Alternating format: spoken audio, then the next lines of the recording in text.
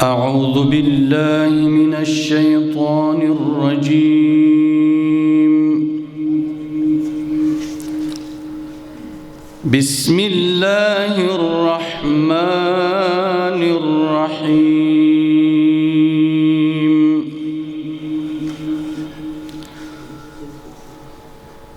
خلق الإنسان من صلصال كالفخار وخلق الجان من مارج من نار فبأي آلاء ربكما تكذبان؟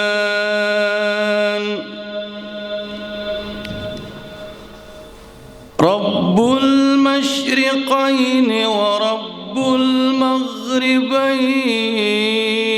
المغربين فبأي آلاء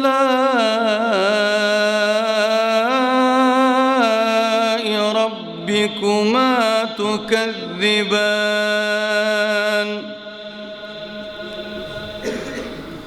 مرج البحرين يلتقيان بينهما برزخ لا يبغيان فبأي آلاء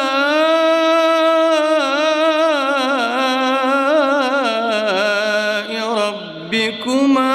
تكذبان؟ يخرج منهما اللؤلؤ والمرجان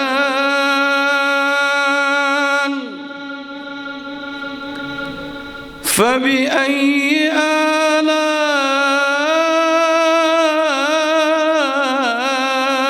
ربكما تكذبان؟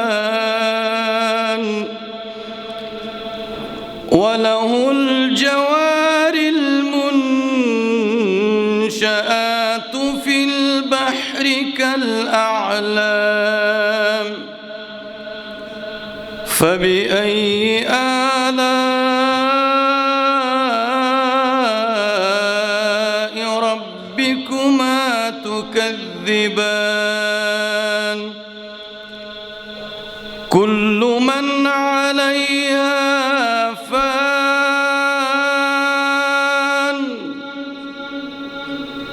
ويبقى وجه ربك ذو الجلال والإكرام فبأي آلاء ربكما تكذبان؟ يسأله من في السماوات والأرض كل يوم هو في شأن فبأي آلاء ربكما تكذبان؟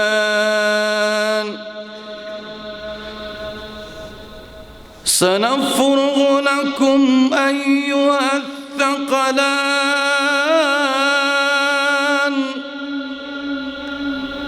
فبأي آلاء ربكما تكذبان؟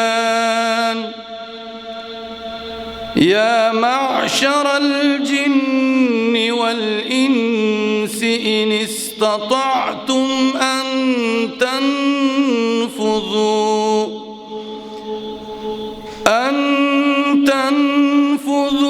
من أقطار السماوات والأرض فانفذوا لا تنفذون إلا بسلطان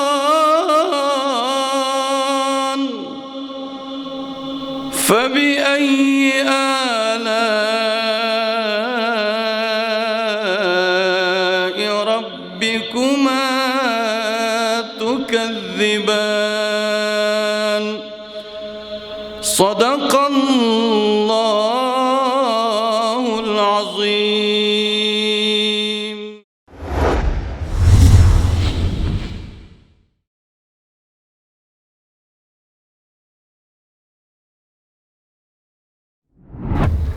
رازا رازا رازا نبی سلطان چی رازی قربان شسر و مال زمونگ لتان چی رازی رازا رازا رازا نبی سلطان چی رازی قربان شسر و مال زمونگ لتان چی رازی قربان شسر و مال زمونگ لتان چی رازی کفار د مکی پریږدت رازا تری ګل عزارا انصار د مدینې دی راوتلی ستا د پاره کفار د مکی پریږدت رازا تری ګل عزارا انصار د مدینې دی راوتلی ستا د پاره څاری د مکی لار قدردان چی رازی قربان شسر و مال زمونگ لتان چی رازی څاری د مکی لار قدردان چی رازی قربان شسر و مال زمونگ لتان چی رازی رازا رازا رازا نبی سلطان چی رازی قربان شسر و مال زمونگ لتان چی رازی قربان شسر و مال زمونگ لتان چی رازی واړه زاړه ځوانان د مدینې پیغلې او نجونه راوتی ډلې ډلې د مولا وای حمدنا واړه زاړه ځوانان د مدینې پیغلې او نجونه راوتی ډلې ډلې د مولا وای حمدنا نعرې د خوشحالۍ دی له هر خوانه چې راځي قربان شسر و مال زمونگ لتان چی رازی نعرې د خوشحالۍ دی له هر خوانه چی رازی قربان شسر و مال زمونگ لتان چی رازی رازا رازا رازا نبی سلطان چی رازی قربان شسر و مال زمونگ لتان چی رازی قربان شسر و مال زمونگ لتان چی رازی عتبہ شیبہ ولید و ابو جہل کافران خشاک د جهنم شاد مکی بت پرستان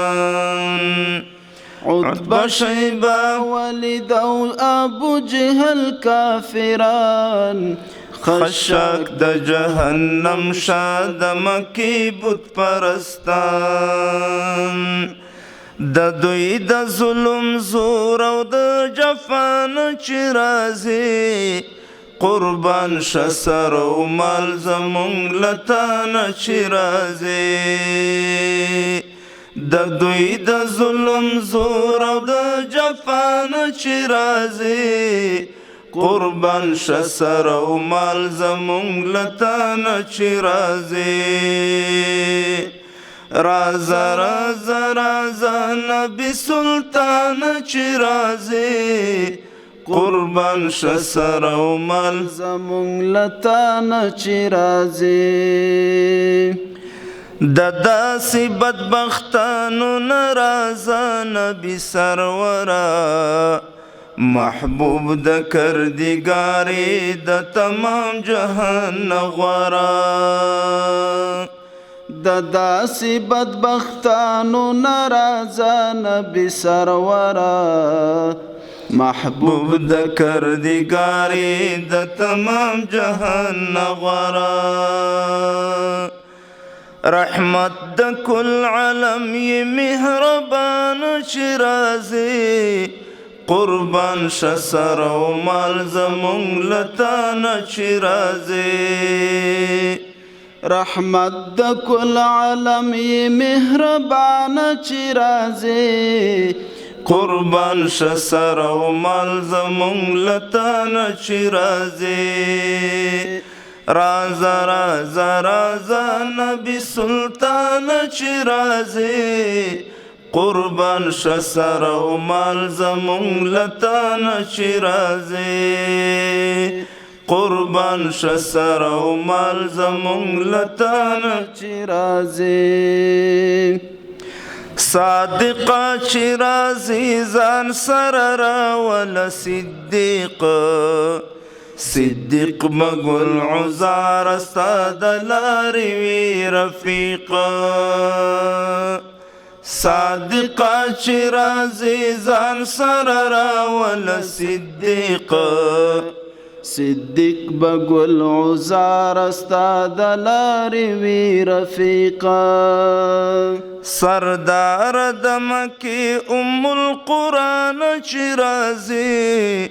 قربان شه سر او مال زمونږ له تا نه چې راځي سردار د مکې ام القرآن چې راځي قربان شه سر او مال زمونږ له تا نه چې راځي رازا رازا رازا نبی سلطان چې راځي قربان شه سر او مال زمونږ له تا نه چې راځي خاتم د رسالت یې نازنینې د الله زار له هر قدم نه د دنیا و ما فیها خاتم د رسالت یې نازنینې د الله زار له هر قدم نه د دنیا او ما فیها رازه د سترګو تور د زړه درمان چې راځي قربان شه سر او مال زمونږ له تا نه چې راځي رازه د سترګو تور د زړه درمان چې راځي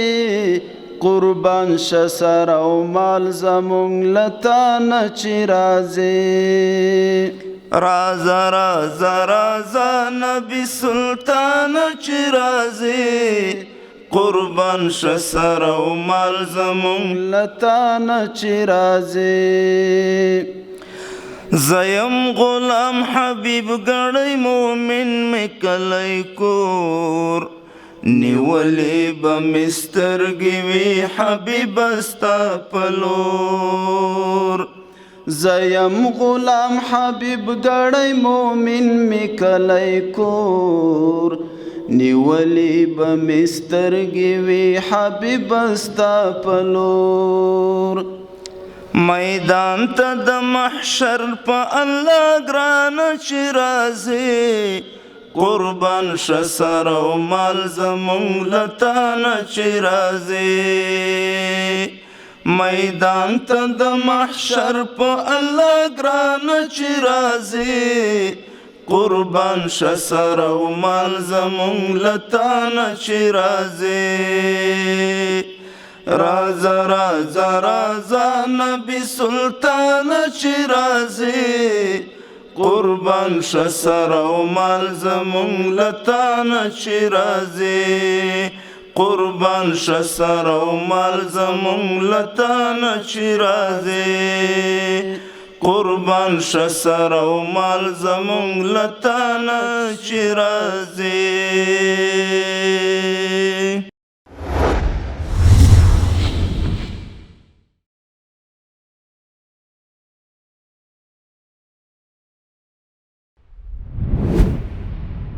غواړم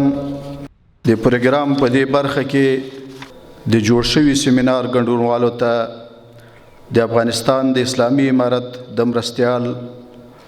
الحاج خلیفه سراج الدین حقانی حفظه الله تعالی پیغام ولولم. بسم الله الرحمن الرحیم. نحمده ونصلي على رسوله الكريم. اما بعد. قدرمنو علماء کرامو، لیکوالو، شاعرانو او مجاهدینو ورونو، تر هر څه وړاندې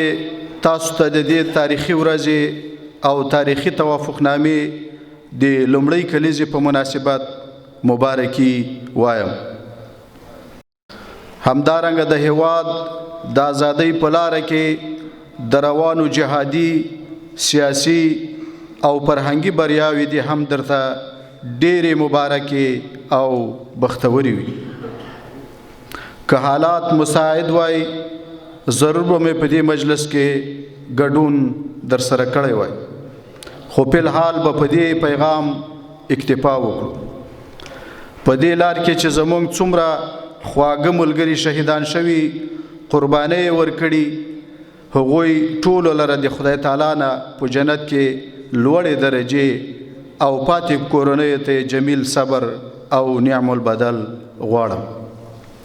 څرنګه چې تاسو ښه پوهیږئ چې زموږ او ستاسې دې سپېڅلي صف پر سیاسي، جهادي او فرهنګي وحدت نن تقریبا ټوله نړۍ اعتراف کوي.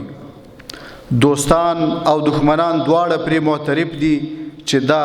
یو نه ماتېدونکی فکری، عقیدوي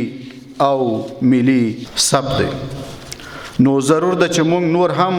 پر خپل منځي یووالي، صمیمیت او وحدت باندې منګولې ونښلو. خپلې هغه بریاوې چې د تورې په ډګر کې د سرکندونکو مجاهدینو د سپېڅلو وینو په برکت ترلاسه شوي، د هغوی د حفاظت لپاره نور هم خپلو مسؤلیتونو ته متوجه ووسو. او دا تر هر چا زیات د اهل قلم او اهل علم د ورونو مسؤلیت جوړیږي. زه په دې اعتراف کوم چې تاسې غوندې اهل قلم مجاهدینو د سنگر د مجاهدینو ترڅنګ ستر قلمي جهاد او مبارزه ترسره کړې. نن ورځ چې زموږ د سپېڅلو سرخندونکو مجاهدینو د قربانیو خارق العاده داستانونه د دنیاوالو تر غوږونو او سترګو رسیږي، په دې کې د فرهنګي ډګر اهل قلم مجاهدین هم پوره برخه لري چې زموږ د دې تاریخي جهاد د بریا داستان به د تاریخ په پاڼو کې د همدې لیکوالو، قلموالو ورونو له برکته ثبتیږي. زه تاسو ته ډاډ درکوم چې تاسو د دین او وطن د ازادۍ په لار کې د عملی جهاد ترڅنګ د ژبې او قلم د جهاد ویاړ هم لرئ چې بدله به د الله تعالی په نیز ډیره اوچته وي.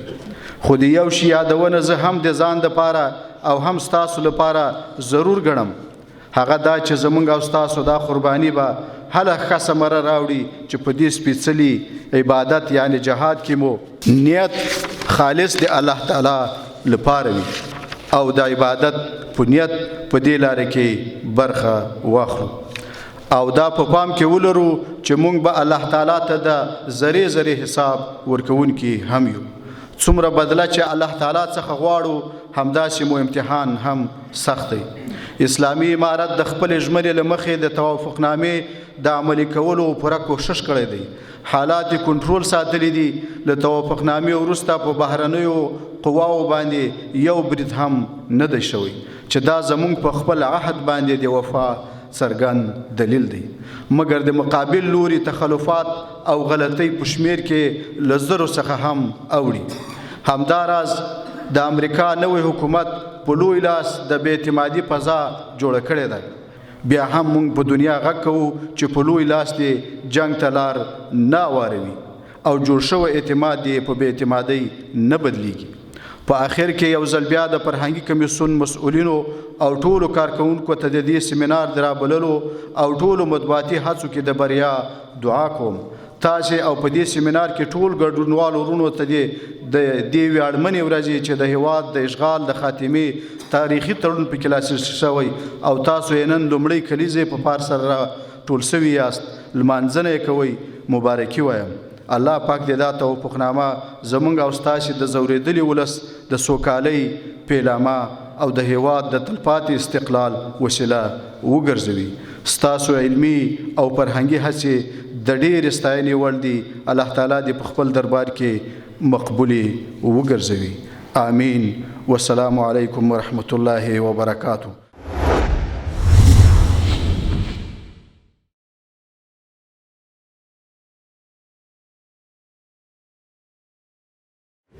درنو حاضرینو، علماء کرامو، عزتمنو قلموالو، قدرمنو میلمنو او د غونډې محترمو ګډونوالو، السلام علیکم ورحمت الله وبرکاته. تر هر څه مخکې به دا خبره واضح کړو چې د اسلامي امارت لاسته راوړنې د دې بنسټ د مسؤلینو او اشخاصو لاسته راوړنې او ګټې نه دي چې خیر او منفعت یوازې دوی ته رسیږي، بلکې د دوحې له تړون نه ټولې لاسته راوړنې د افغانستان او د افغانستان د مسلمان ولس لاسته راوړنې دي. که څه هم په دې لار کې د افغانستان د اسلامي امارت د رهبرۍ له مقامه نیولې بیا تر ادنا فرده پورې ټولو نه هېرېدونکې قربانۍ ورکړې، خو له دې هم سترګې نشي پټېدای چې مجاهدینو دغه مزل د ولس له ملاتړ او همکارۍ پرته هېڅکله هم نشوای ترلاسه کولی. نو په دې توګه ویلی شو چې افغان مسلمان مجاهد ولس ترې په څو برابره زیاتې قربانۍ ورکړي. قدرمنو، د سیمینار چاپېریال او ماحول غوښتنه کوي چې د دوحې له تړون نه د افغانستان اسلامي امارت لاسته راوړنې مشخصا په ګوته کړو.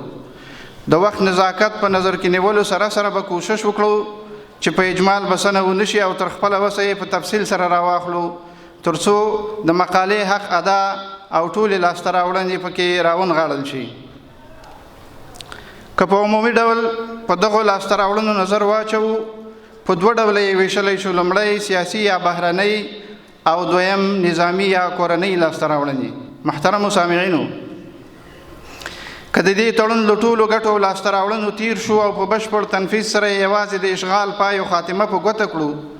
هغه لاسته راوړنه ده چې د افغانستان په تیر تاریخ او راوروسته کې به بیلګه او مثیل ترلاسه نشي. د زبرځواکونو د انسان وژونکو پرمختللي وسلو او د اتوم په زمانه کې چې پر اقتصاد هم د دوی قبضه وي، د خپلواکۍ رسمي وثیقه ترلاسه کول وړه او اسانه خبره نه ده. تر ټولو مهمه دا چې د هر ډول پرمختګ، ښېرازۍ او هوساینې لومړۍ دروازه خپلواکي او استقلال ده. که استقلال ونه لرو، له نړۍ سره د سیالۍ او پرمختګ هره هڅه بې ځایه د تعقل او دوراندیشۍ خلاف عمل دی. ځکه نو د اسلامي امارت دا تصریح ډیره په ځای ده چې وایي زموږ لومړیتوبونه اسلامي ارزښتونه او د هیواد علیا مصالح دي. د سیاسي یا بهرنیو لاسته راوړنو په برخه کې د تړون په ترسره کېدو سره چې اسلامي امارت په نړۍ کې کوم حیثیت او اعتبار ترلاسه کړ، د سیاسي تنظیمونو په حیث څه چې ډیرو هیوادونو به هم دومره اعتبار او حیثیت نه وي ترلاسه کړی، ځکه دا تړون له یو دوه هیوادونو سره نه بلکې په حقیقت کې له ټول غرب او امریکا او اروپا سره هغه سیاسي معاهده ده چې د سیمې د هیوادونو، ملګرو ملتونو او امنیت شورا په ګډون د ټولو معتبرو سازمانونو حضور ملاتړ په برخه او سره له دې چې د کابل حکومت د دوی په لاسو جوړ حکومت و، خو بیا یې هم د یو هیواد او د یو ولس د نماینده او استازي په ډول د افغانستان له اسلامي امارت سره معامله ترسره کړه او دوی یې د هغوی حقیقي استازي وبلل. د نن په دنیا کې دغه سیاسي اعتبار د هیوادونو په سطحه د کلونو خورا کامیاب ډیپلوماسۍ په نتیجه کې هم نه ترلاسه کیږي، خو اسلامي امارت د یوې سیاسي معاهدې په ترڅ کې ترلاسه کړ. دغه راز د افغانستان اسلامي امارت رهبرۍ مقام، سیاسي کمیسیون او په ټوله کې د طالبانو سیاسي درایت او ځیرکتیا ټولې نړۍ ومنله، بلکې په نړۍ کې ډېرو خوځښتونو او نورو نهضتونو ته یوه نمونه تګلاره او اسوه هم شوه. قدرمنو حضارو، د تړون په متن کې په صراحت سره لیکل شوي چې متحده ایالتونه او متحدین به د افغانستان د ځمکنۍ بشپړتیا او سیاسي خپلواکۍ پر ضد له ځواک او ګواښ څخه کار نه اخلي او نه به یې په کورنیو چارو کې لاسوهنه کوي.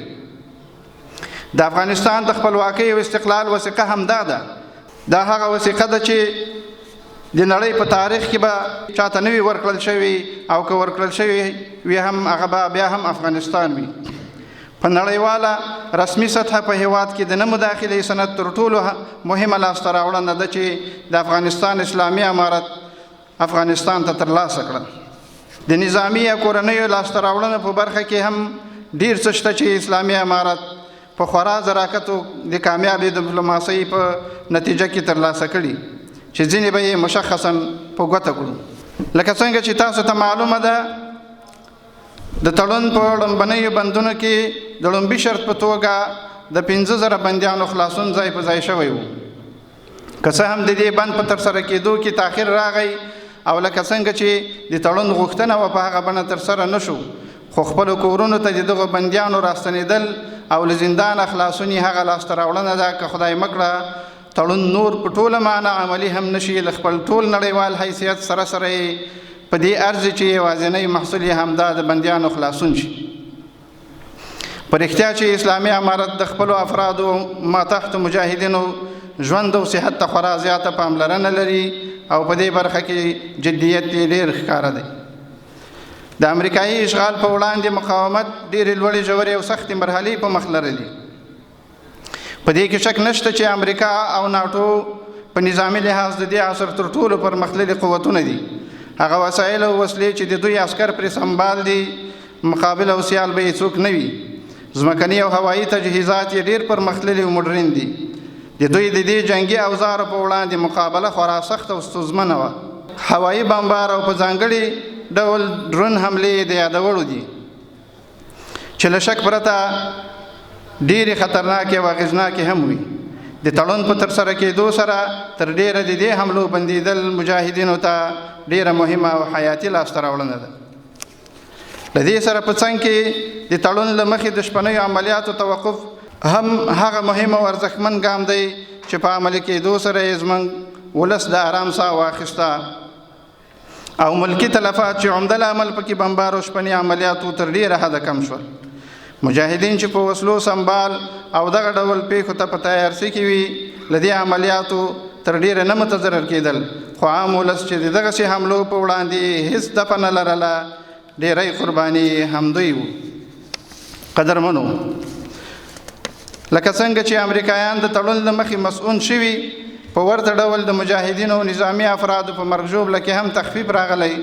او د تړون د لاسلیک له ورځې راهیسې که څه هم ځای ځای سرغړونې شوي، خو په ټوله کې له دې اړخه د اسلامي امارت د نظامي افرادو او مجاهدینو په تلفاتو کې د پام وړ کمی راغلی. د امریکا د یرغل له بېلابېلو حملو او بندیزونو څخه یو هم په تور لیست کې د اسلامي امارت د مسؤلینو نومونه شاملولو. له هغوی سره د شوي معاهدې له لاسته راوړنو څخه یو هم له دې لیست څخه د نومونو ویستل دي. که څه هم په دې برخه کې ټول کار نه دی تمام شوی، او د ځینو مسؤلینو نومونه لا هم په دې لیست کې شامل دي، ولې د ځینو نومونو ویستل ښکاره ده چې لاسته راوړنه ده، او موږ وینو چې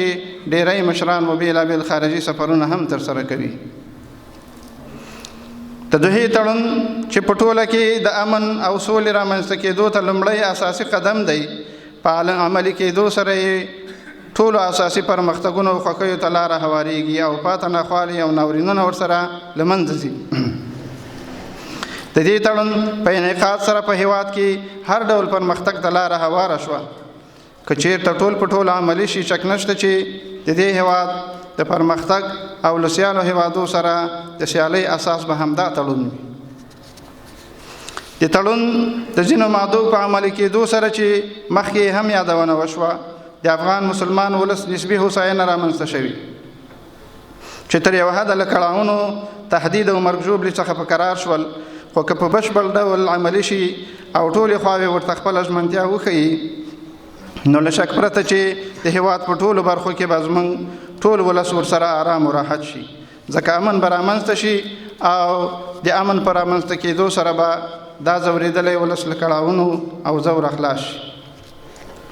نو ویلی شو چې د افغان ولس هوساینه او سوکالي هم د دې تړون نغده لاسته راوړنه ده. د اسلامي نظام قایمېدل د اسلامي امارت تر ټولو ستر او اساسي هدف دی، داسې هدف چې له نشأته یې تر دې دمه ټولې خوارۍ قربانۍ او کړاوونه د دې هدف د ترسره کېدا لپاره ورکړي دي. په تړون کې دا ماده په ځای کول چې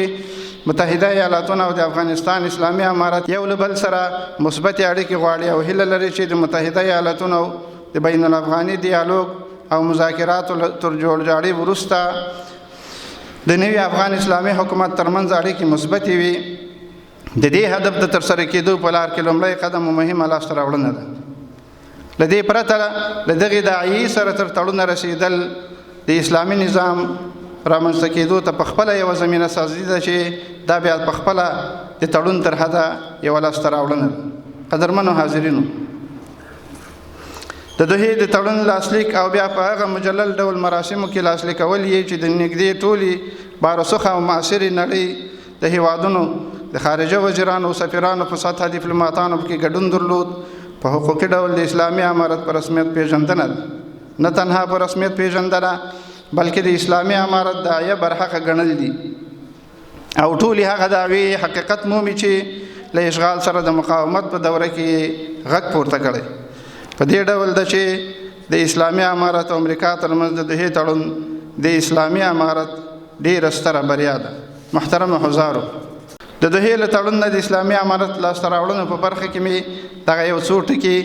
په خپل فکر د دې وړ بللي چې ستاسو په مخ کې عرض کړم. خو دا مې هم زړه مني چې ټاکلې موضوع ته به کافي نه وي او لکه څنګه چې په کار وه هغسې مې د موضوع حق نه دی ادا کړی. په پای کې د دې سیمینار د دایرولو ابتکار ستایم. په رښتیا هم چې په دغسې زماني مقطع کې دغسې اجتماع ډېره ضروري او په افغانستان کې د سولې او امن د رامنځته کېدو په لار کې خورا مثبت ګام دی. الله تعالی دې نور زموږ